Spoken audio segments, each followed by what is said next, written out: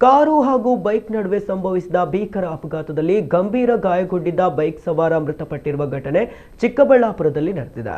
ಮೃತರನ್ನ bill collector ಆಗಿ ಕಾರ್ಯನಿರ್ವಹಿಸ್ತಾ ಇದ್ದ 45 ವರ್ಷದ ಪ್ರಕಾಶ್ ಎಂದು ಗುರುತಿಸಲಾಗಿದೆ.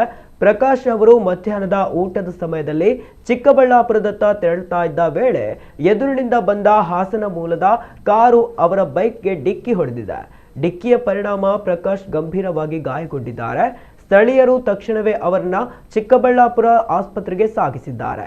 ಆದರೆ ಆಸ್ಪತ್ರೆಗೆ ತಲುಪುವಷ್ಟರಲ್ಲೇ ಅವರು ಮೃತಪಟ್ಟಿರುವುದಾಗಿ ತಿಳಿದು ಬಂದಿದೆ. ಡಿಕ್ಕಿಯ ರಭಸಕ್ಕೆ ಬೈಕ್ ಸಂಪೂರ್ಣ ನಜ್ಜುಗುಜ್ಜಾಗಿದ್ದು ಕಾರಿಗೂ ಭಾರೀ ಹಾನಿಯಾಗಿದೆ.